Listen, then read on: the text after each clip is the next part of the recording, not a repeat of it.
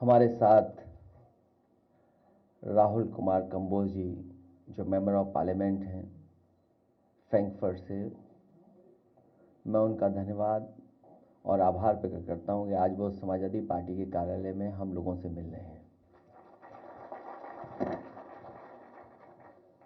इधर राहुल कुमार कंबोज जी से बहुत दिनों से लगातार बात हो रही थी, कभी फोन पर, कभी पत्र द्वारा इनकी जानकारी मिलती थी। और मुझे याद है कब जब नेताजी हमारे बीच नहीं रहे तो इनके माध्यम से शोक संदेश नेताजी को लेकर के आया था। उसके बाद से लगातार मैं इनके संपर्क में रहा हूं। मुझे खुशी है इस बात की कि आज हम लोग यहां पर लखनऊ में मिल रहे हैं।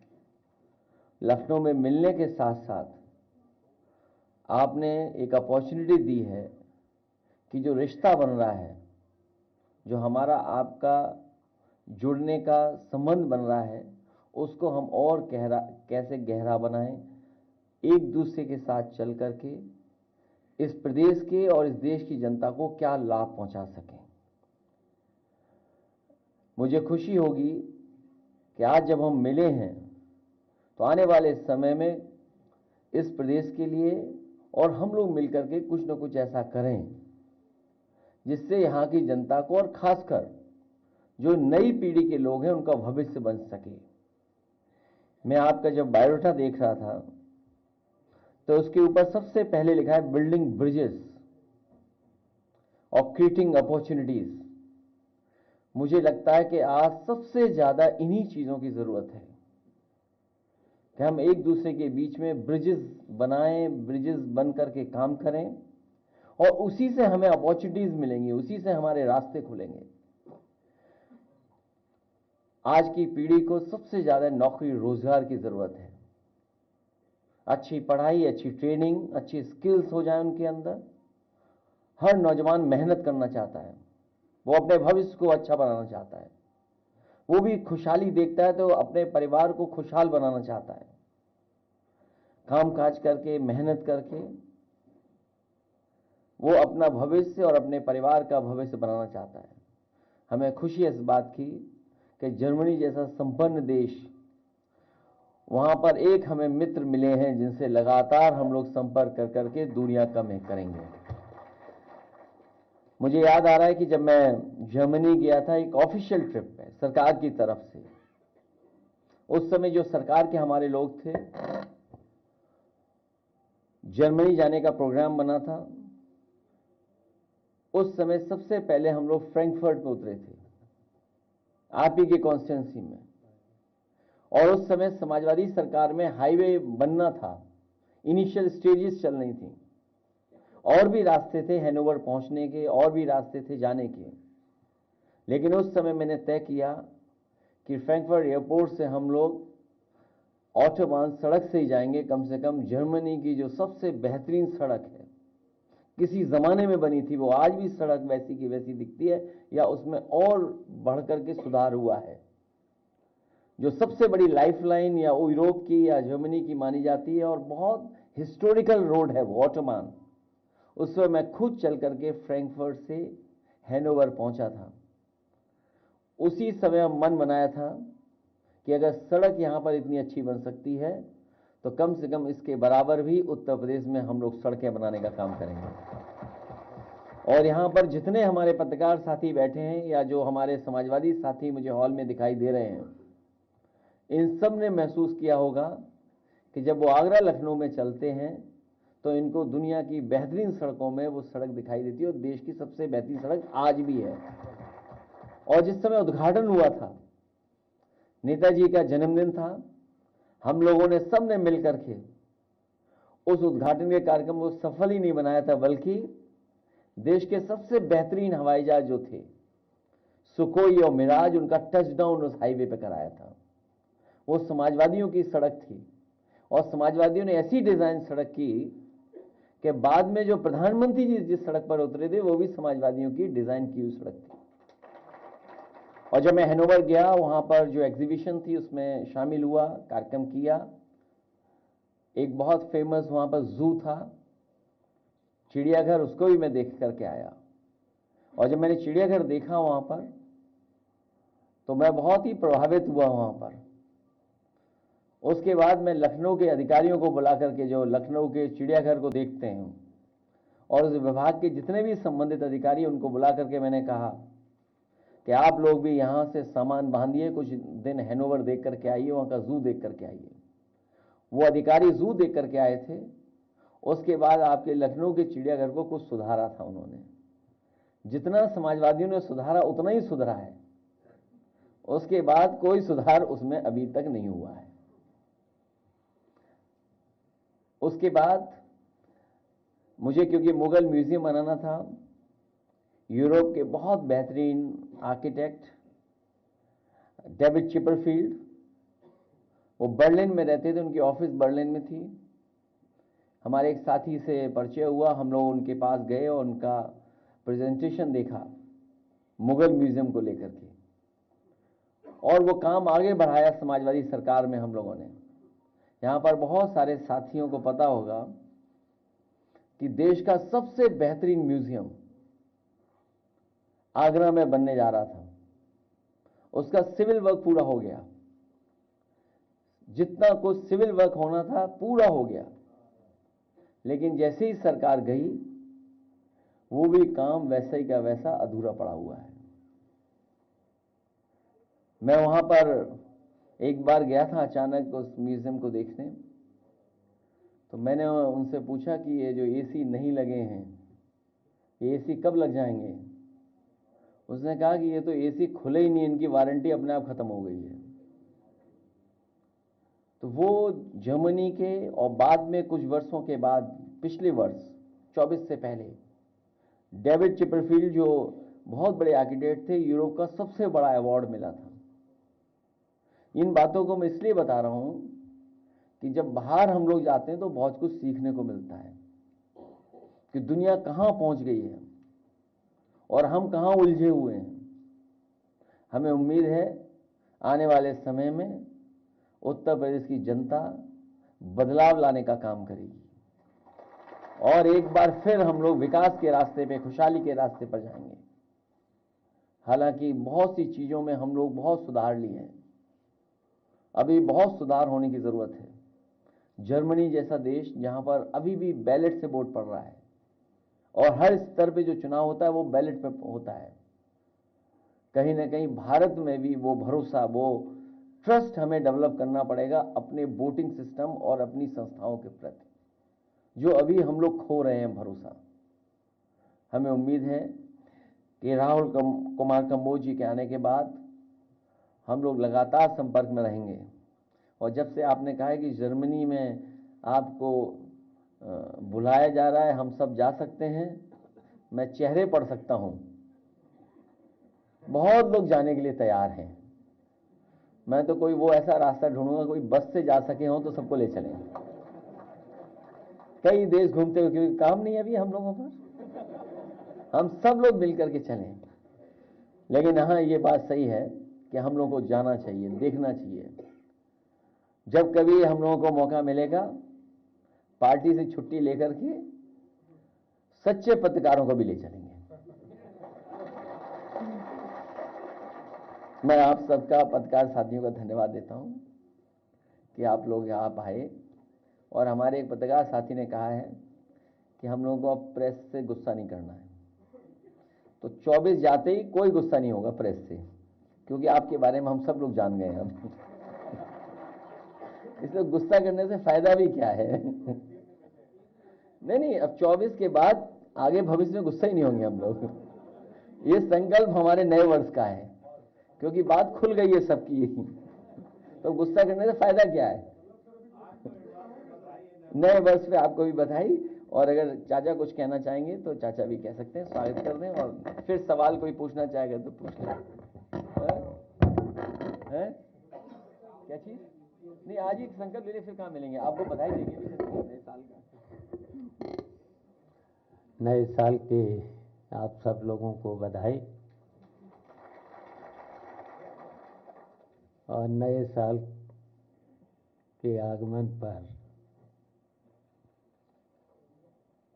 जो जर्मनी से हमारे बीच में मेहमान आए हुए हैं, तो उनका भी हम स्वागत करते हैं।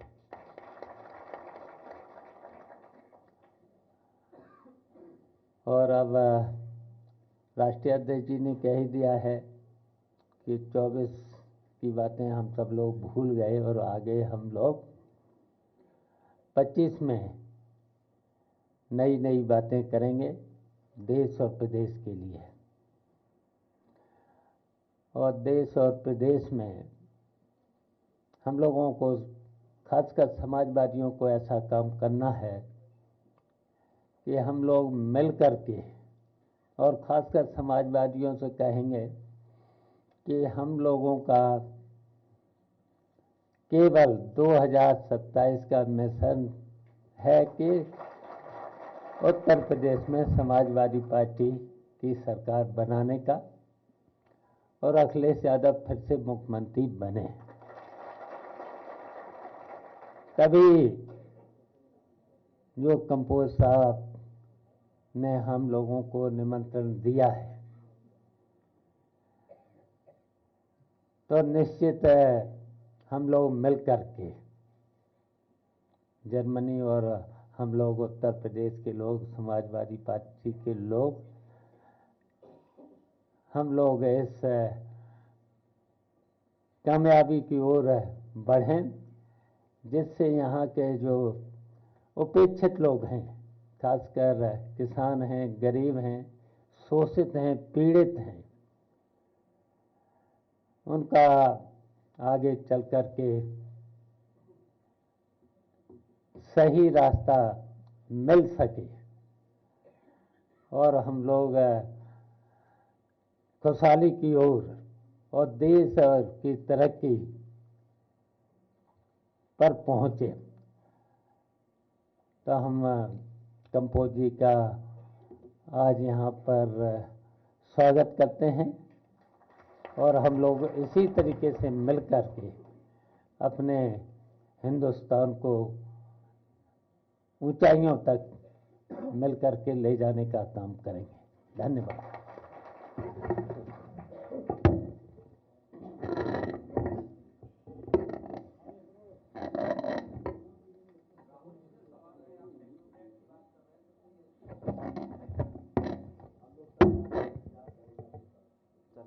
सबको चले वहीं क्या रखा है।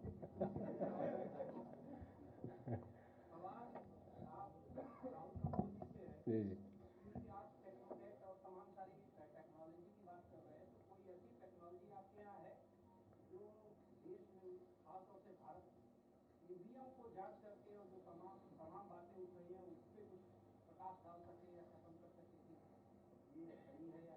मैं प्रकाश की बात ही करता हूँ और मैं ये let me come back to 2015 one of the proposal जो अखिलेश जी ने उस टाइम जर्मनी में भी दिया था, it was about solar energy.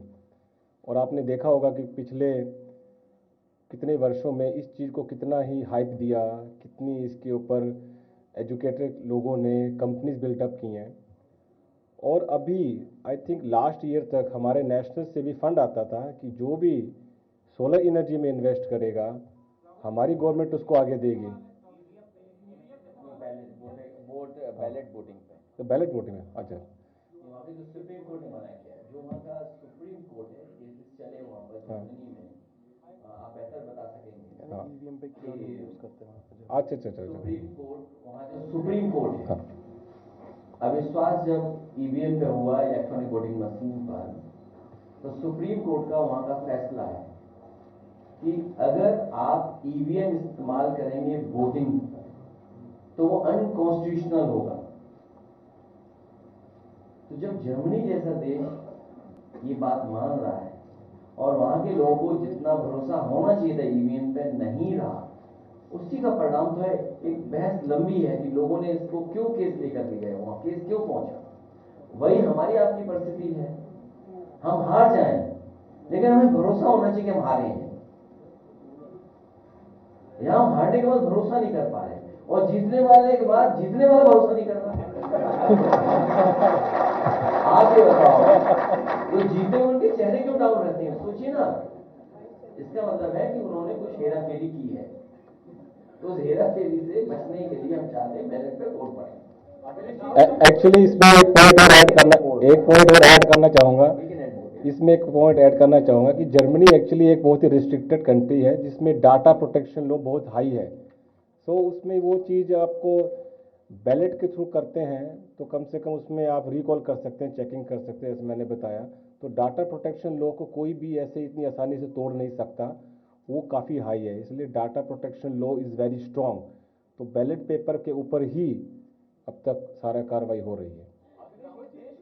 बड़ा उत्सव प्रयागराज में होने जा रहा है, सरकार बहुत तैयारी करी है, आप और आपकी पार्टी लगातार सवाल उठा रहे हैं। आपका अनुभव रहा है प्रयागराज में कुंभ कराने का, उस अनुभव के आधार पर आपको तैयारियां कैसी लग रही हैं? सरकार के सवालों को क्या कहेंगे और जो आप सवाल उठा रहे हैं उसको लेकर क्या कहेंगे? कुंभ संपन्न हो, अच्छा संपन्न हो, और सरकार जो सहयोग चाहे समाजवादी लोग उस पर सहयोग करने के लिए तैयार हैं। लेकिन जो व्यवस्था हम लोगों को दिखाई दे रही है, और आप भी बेहतर जानते हैं कुछ चीजों को लेकर के, जब मैंने सवाल ये उठाया कि बिजली का काम अधूरा है और ब्रिज का काम जो होना चाहिए था, पेंटोन ब्रिजेस का, वो काम अधूरा है। कई महीनों की तैयारी के बाद कुछ ही बन पाए थे ब्रिजेस, और 20 से ज्यादा ब्रिजेस बनने उसमें। तो आप सोचिए 13 दिन या 14-15 दिन में कैसे ब्रिजेस बन जाएंगे। तो एज ए विपक्ष की पार्टी हमारी जिम्मेदारी बनती है सरकार को समय समय पर कटघरे में खड़ा करने के लिए। अब देखिए सरकार कितनी समझदार है, कितनी होशियार है। कुछ पत्रकार मित्रों से रियलिटी चेक कराया, जिसके लिए हम लोगों ने सवाल उठाया उसका रियलिटी चेक नहीं किया, कुछ और रियलिटी चेक करा दिया।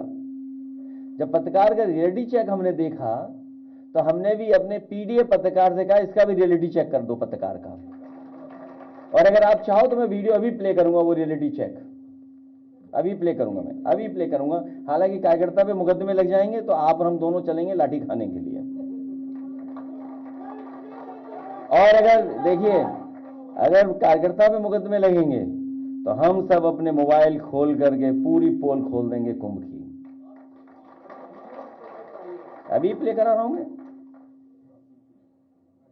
तो इसलिए हम कुंभ में, मुझे याद है जब समाजवादी सरकार में कुंभ हुआ था, उस समय जब समाजवादी सरकार का कुंभ था, उस समय प्रमुख सचिव से लेकर के और जो मंत्री लोग थे, आदरणीय अहमद हसन साहब थे, आदरणीय मोहम्मद आजम खान साहब थे, हम लोग थे, पूरी तैयारी अच्छी कराई थी, फंड भी कम थे।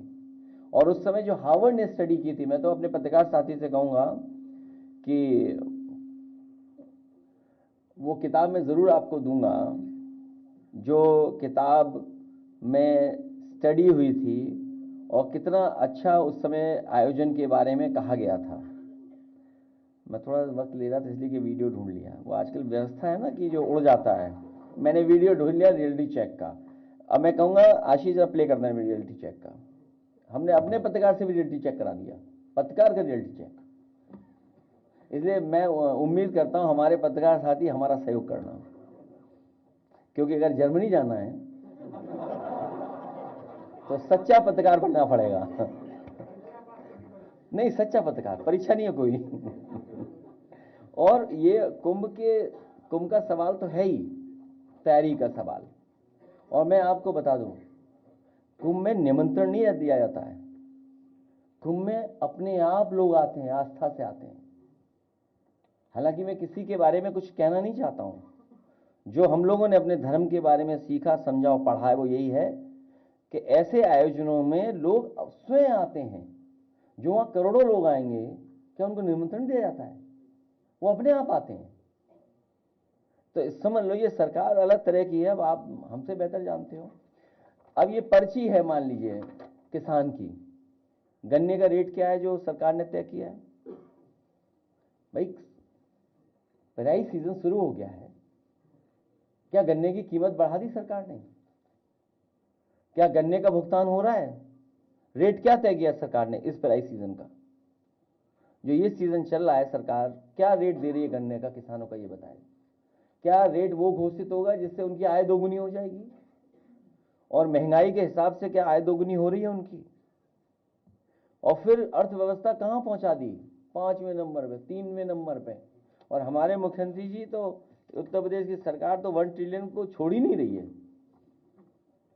और इतना 1 ट्रिलियन बोल देगी, इतना 1 ट्रिलियन बोलेगी, आपको लगेगा $1 ट्रिलियन इकोनॉमी हो गई है यूपी की। सोचिए आप।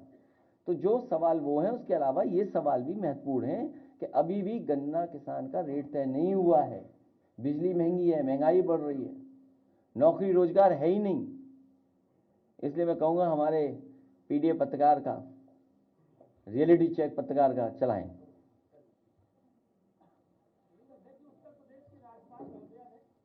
ये देख लो पहले, तुम्हारा भी रियलिटी चेक कराएं।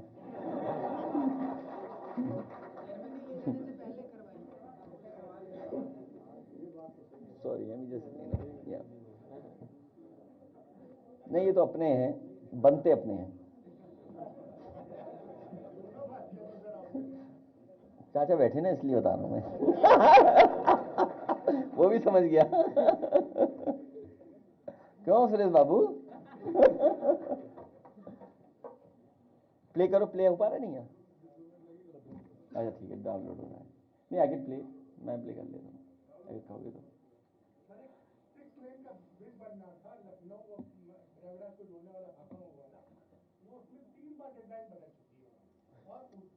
रायबरेली से इलाहाबाद में 130 किलोमीटर का हाईवे 4 लेन 10 साल से बन रहा है। और अभी जो लोग जा रहे हैं बाई रोड, वो बता रहे हैं कि रायबरेली से इलाहाबाद पहुंचने में 4 घंटे लग रहे हैं। जब कांग्रेस की सरकार थी उस समय भी आप मंत्री थे, सरकार समाजवादियों की थी। मैंने मांग की थी कि रायबरेली से लेकर के इलाहाबाद प्रयागराज के लिए 4 लेन 6 लेन रोड बननी चाहिए। उस समय भी सरकार थी, नहीं दी, बनाया। और आपको पता होगा, अखबार में हमने समय समय पर पढ़ा है कि ये गंगा एक्सप्रेस वे है, एक मिनट, जो गंगा एक्सप्रेस वे है वो कुंभ से पहले चालू हो जाएगा। कहां चालू हो गया बताइए आप? प्ले करो, ये प्ले करिए। भैया संदीप यादव बोल रहे थे इलाहाबाद से। और कैसे हैं आप, ठीक हैं? अरे भैया, हमने रियलिटी चेक आज किया है, एक वीडियो में देख रहा था आपका। तो वो एसएससी ऑफिस जो भैया निर्माणाधीन है, जो मेला प्राधिकरण वाला आपके सामने बन रहा है, उसको एक्चुअली हमारा एक रिलेशन है स्टेट टू स्टेट, और मैं चाहता हूं कि जैसे स्टेट ऑफ हेसन है हमारा जर्मनी में, उनके साथ मिलकर ये ब्रिज बनाया जाए। तो उसमें मैंने कई जो हमारी इंडिया की सरकारें हैं उनसे बात की है। और ज़्यादा मैंने नॉर्थ में इसलिए ध्यान दिया है क्योंकि मेरे पेरेंट्स जो है वो हरियाणा से हैं, so I started with Haryana. And उसमें काफ़ी और भी हमारे जो है कॉन्स्टिट्यूंसीज हैं जिनके साथ बात चल रही है। और रिसेंटली ही देहरादून में हम जो है ना CM साहब से मिले, और प्रपोजल यही है कि उसमें जो प्रोजेक्ट्स हमने डिफ़ाइन किए हैं उनके ऊपर अब काम हो। तो एक MOU के थ्रू, उसके थ्रू हम इस चीज़ को आगे बढ़ाना चाहते हैं। और नेशनल लेवल पर भी ये चीज़ ऑलरेडी कर दी गई है। तो we want to do it also with the state. तो स्टेट टू स्टेट एक पार्टनरशिप होगी, उसके अंदर बहुत सारी अपॉर्चुनिटीज़ होंगी। और उसमें भी मैं चाहूँगा कि आने वाले कल में लखनऊ के लिए भी अपॉर्चुनिटीज़ क्रिएट किए जाएँ।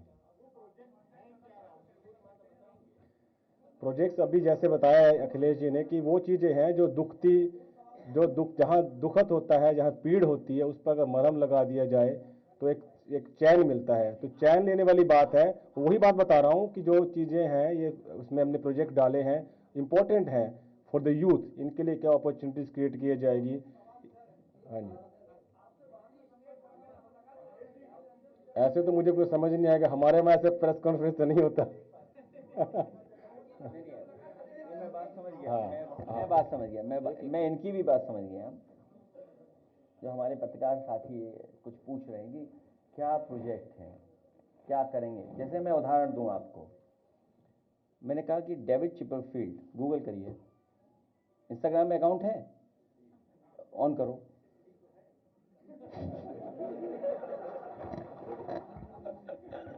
डेविड चिपरफील्ड इंस्टाग्राम पे देखिए, कितने बड़े आर्किटेक्ट हैं वो।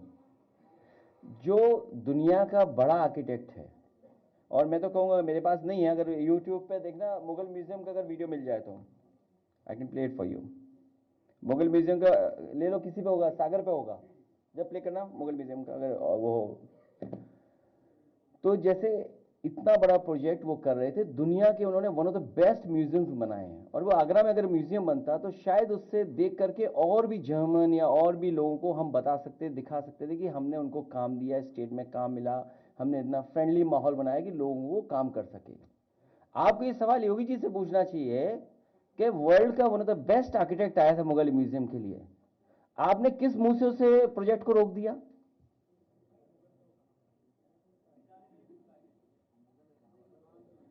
क्योंकि